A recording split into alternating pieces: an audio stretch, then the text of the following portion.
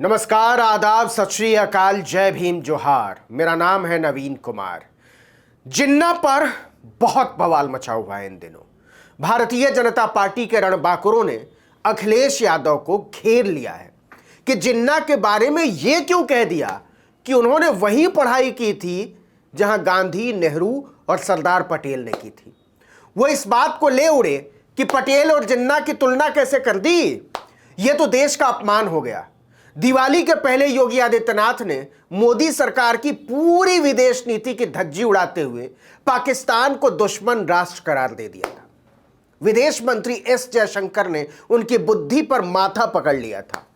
क्या आप कल्पना कर सकते हैं कि ऐसे गाढ़े दौर में साक्षात भारतीय जनता पार्टी पाकिस्तान के राष्ट्रपिता जिन्ना पर फिदा हो जाए?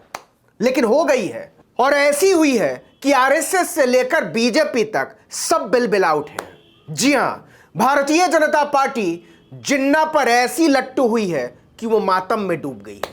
अब पूछिए, किस बात का मातम? इस बात का मातम कि मोहम्मद अली जिन्ना को भारत का पहला प्रधानमंत्री क्यों नहीं बनाया। बनाना चाहिए था। हम इस बात पर गर्व करते कि भारत के पहले प्रधानमंत्री एक मुसलमान थे। तो अब क्या दिक्कत है भैया? अब बना दो। मतलब जो पार्टी 371 में से एक भी लोकसभा सीट पर मुसलमान को टिकट तक नहीं देती, लोकसभा छोड़िए विधानसभा का टिकट नहीं देती, टिकट छोड़िए जिसके नेता खुलेआम मुसलमानों को अरब सागर में फेंक देने की धमकी देते हैं, उस बीजेपी में मातम पसरा हुआ है कि जिन्ना को पहला प्रधानमंत्री क्यों नहीं बनाया। बिल्कुल बनाना चाहिए था। भाजपा के एक बहुत बड़े नेता और संघ में ऊंचे पदों पर सुशोभित रहे प्रचारक जी ने जिन्ना पर अपना दिल लुटा दिया है। भाजपा के राष्ट्रीय कार्यकारिणी के सदस्य और आरएसएस के मुखपत्र ऑर्गेनाइजर के पूर्व संपादक शेषाद्रीचारी ने कहा है कि जिन्ना को स्वतंत्र भारत का पहला प्रधानमंत्री न बनाया जाना दुर्भाग्यपूर्ण था। उन्होंने कहा, यह बहुत बड़ा दुर्भाग्य है कि हमारे नेताओं ने इसके बारे में सोचा ही नहीं।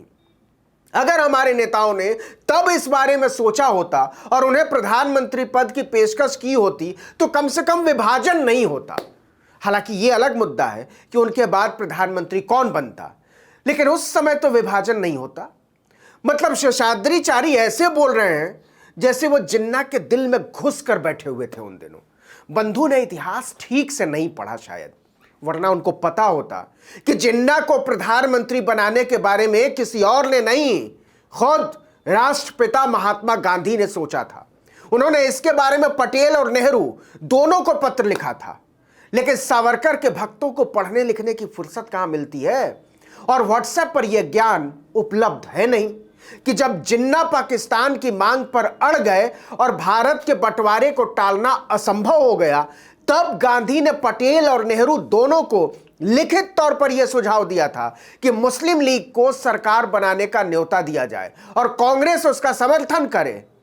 नेहरू ने इस पर भले कुछ नहीं कहा था, लेकिन सरदार पटेल ने गांधी की सलाह को सिरे से खारिज कर दिया था और कहा था कि हम मुस्लिम लीग के साथ नहीं जा सकते बापू, ना तो उसका समर्थन लेंगे और ना ही उसे समर्थन देंगे। इसका सवाल ही नहीं उठता।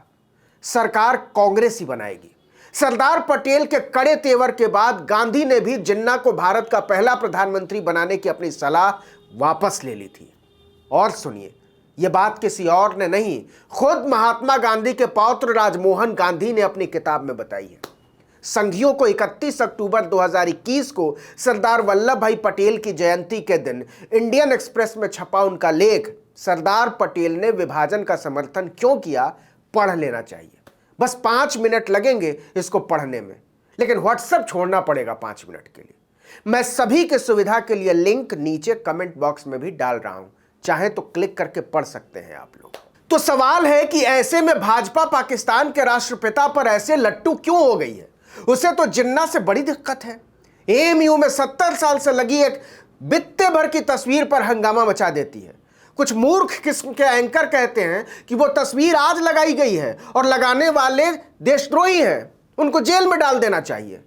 अखिलेश यादव ने 31 अक्टूबर को पटेल जयंती के दिन ही हरदोई में क्या कहा था, यही तो कहा था कि सरदार पटेल, राष्ट्रपिता महात्मा गांधी, जवाहरलाल नेहरू और जिन्ना ने एक ही संस्थान में पढ़ाई की और बैरिस्टर बने। इन्होंने भारत को आजादी दिलाने में मदद की और कभी किसी संघर्ष से पीछे नहीं हटे। भाजपा ने आधिकारिक तौर पर कहा कि अखिलेश यादव को माफी मांगनी चाहिए। सवाल है कि अगर जिन्ना वाकई भारत के स्वतंत्रता संग्राम का हिस्सा ही नहीं थे, अगर वो भारत के दुश्मन थे, इतने बड़े दुश्मन कि उनका नाम लेने तक पर देशद्रोह की धाराएं लगाई जा सकती हैं, तो फिर आज भाजपा उन्हें पहला प्रधानमंत्री न बनाए जाने पर छाती क्यों पीट रही है? कह रही है कि हम उनकी लंबी उम्र की दुआ करते। अखिलेश यादव की टिप्पणी के केवल 2 दिन बाद भाजपा राष्ट्रीय कार्यकारिणी के सदस्य शेषाद्री ने जयपुर में कहा कि अगर 15 अगस्त 1947 को जिन्ना को प्रधानमंत्री बना भी देते तो हम भगवान से प्रार्थना करते कि वो बहुत जिंदा रहते, लेकिन वो नहीं रह सकते थे। वो 1 साल भी जिंदा नहीं रहेंगे। ये ब्रिटिशों को पता था कि वो टीबी के मरीज हैं और मृत्युशैया पर हैं। ब्रिटिश जानते थे कि वो 1 साल भी जिंदा नहीं रह पाएंगे। मतलब ये बात या तो ब्रिटिश जानते थे और नहीं तो संघी जानते थे, जिनका आजादी के आंदोलन से दूर दूर तक कोई लेना देना नहीं था। लेना देना भी छोड़िए, आजादी के नाम पर ही वो नाक भौं सिकोड़ते थे। यहां तक कि उसके नेता और स्वयंसेवक भारत के संविधान और भारत के तिरंगे झंडे तक से नफरत करते थे।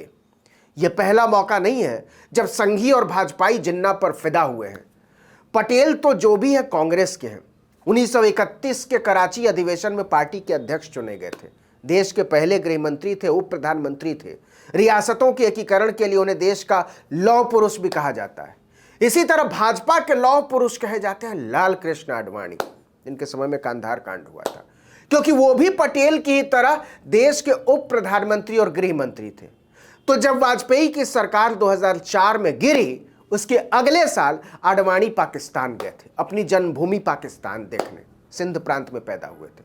तब वो भारतीय जनता पार्टी के राष्ट्रीय अध्यक्ष हुआ करते थे। ऐसे लौह पुरुष लाल कृष्ण आडवाणी का दिल कराची में पाकिस्तान के राष्ट्रपिता मोहम्मद अली जिन्ना की मजार पर मत्था टेकते हुए रो पड़ा था। उन्होंने विजिटर्स बुक में अपने उद्गार जाहिर करते हुए लिखा था कि जिन्ना एक अलग ही किस्म की शख्सियत थे। वो एक धर्मनिरपेक्ष नेता थे और हिंदू मुस्लिम एकता के दूत थे। इसके बाद आडवाणी पाकिस्तान के पहले प्रधानमंत्री लियाकत अली खान की मजार पर भी मत्था टेकने गए थे। मतलब भाजपा के नेता तो जिन्ना की मजार पर मत्था भी टेके, बुक्का फाड़कर उनके धर्मनिरपेक्षता को लेकर रोए भी, उन्हें धर्मनिरपेक्ष भी बताएं, हिंदू मुस्लिम एकता का दूत भी बताएं, उन्हें पहला प्रधानमंत्री न बनाए जाने पर छाती भी पीटे, लेकिन कोई और नाम भी ले ले तो इनकी छाती फटने लगती है। मतलब इनको जिन्ना की ठेकेदारी भी चाहिए और पटेल की ठेकेदारी भी चाहिए। ऐसे कैसे चलेगा बीजेपी? इस वीडियो में इतना ही, लेकिन अगर आपने आर्टिकल 19 इंडिया को अब तक सब्सक्राइब नहीं किया तो फौरन कर दीजिए, बेल आइकन दबाइए, घंटी जैसी आकृति लाइक कीजिए और कमेंट करके बताइए हमारा वीडियो आपको कैसा लगा। अगर यूट्यूब पर देख रहे हैं तो सब्सक्राइब, और अगर फेसबुक पर देख रहे हैं तो पेज पर जाइए, लाइक और फॉलो, और अगर फेसबुक पर देख रहे हैं तब भी यूट्यूब को सब्सक्राइब कर दीजिए, और अगर यूट्यूब पर देख रहे हैं तब भी फेसबुक पर जाइए, लाइक और फॉलो कर लीजिए। नमस्कार।